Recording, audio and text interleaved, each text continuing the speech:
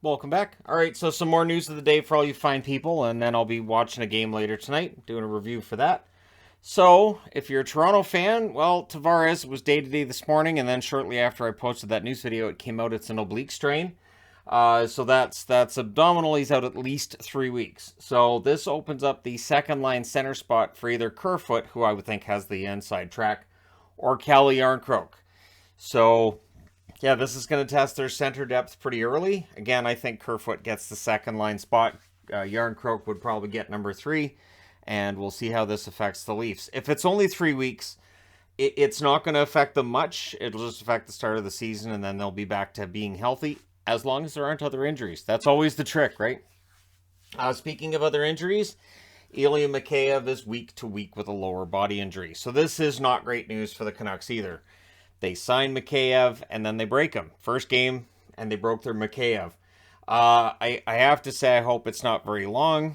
It was a very limited amount of time he was on the ice. He looked okay, but again, he didn't even get through, the first period of the first game? And that's preseason.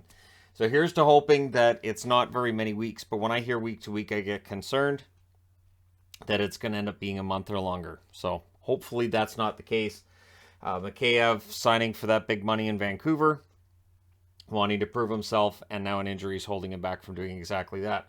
On the lighter side today, Bruce Boudreau was ranked 16th in a listing that came out of most handsome coaches in the league, and for some reason, this list has been circulated around and debated hotly, and I have to laugh at Bruce's response. So the reporters in the scrum, he's asked about it.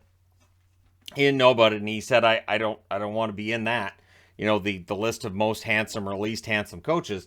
And then they mentioned he was 16th on the list out of 32 coaches, and his response was there must have been an awful lot of blind people who voted in that. So that's the absolute perfect response. If that doesn't garner him a contract extension from the Canucks, I don't know what we're doing here.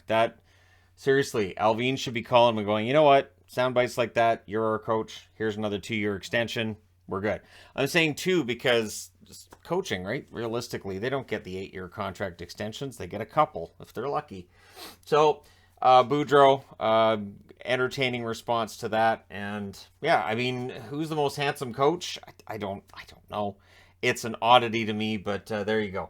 Arizona might be looking to move Chychrun, and if they do, apparently Ottawa's a team that's been connected to him going back to last year. So Elliot Friedman reporting that he believes there's been talks off and on that may date back to last year, but he doesn't get a feeling that from sources he has that it's ever been close to a done deal.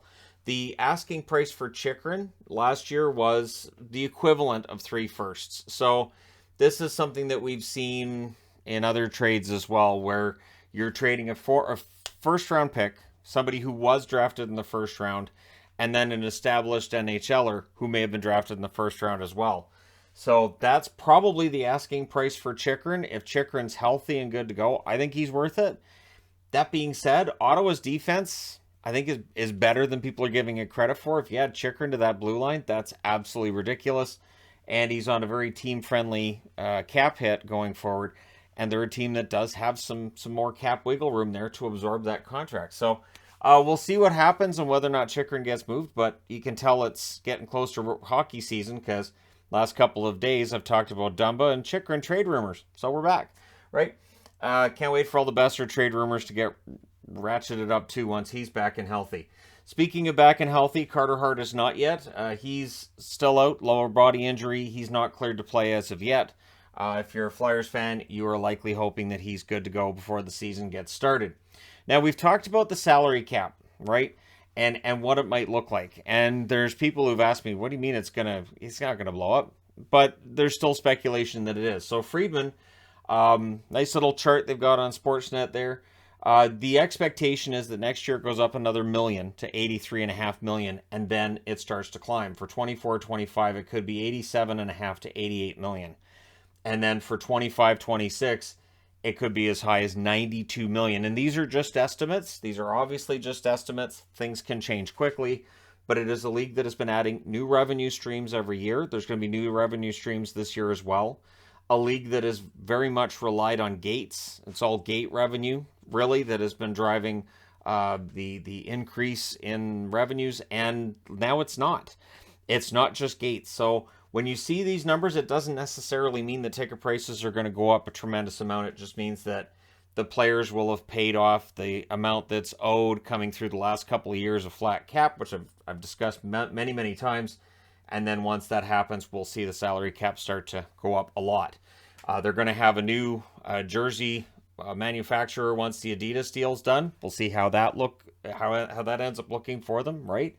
And of course, you've got the reverse retros that I talk about every day. Still waiting. And other jerseys that come out. It's all revenue. So don't be surprised when you see all these jerseys that we're all asking for to come back, end up coming back, and teams to have third jerseys, fourth jerseys, and all the fun stuff that goes along with that. So, yeah, the salary cap's expected to go up if it goes as high as $92 million. And this is where, when we talk about these contracts that are so restrictive now, and oh, you can't sign for that amount of money, because this is what teams are banking on. This is what general managers are banking on, that the salary cap is going to go up like this once we get a couple of years out from where we are right now. And then it's going to be a lot easier for them to keep everybody together. So between now and then, yeah, you're going to be in situations like a team like Minnesota has got a lot of issues. But once we get to this part here, this is where it gets fun. The one thing is, my guess, you're going to see GMs paint themselves right back into the corner. Once that salary cap goes up, they just spend that extra money. But hey, it's fun to think about, isn't it? And it may mean you're able to keep your teams together a little better than you are now. Looking at teams like Colorado and Tampa as examples, recent Stanley Cup champions that have lost players after their cup wins. So there you go. Let me know your thoughts in the comments section below, as always. Don't forget to hit like and subscribe if you're browsing your way through, you just happened upon this video. Thank you guys so much for watching, for all your support. I will talk to you again soon.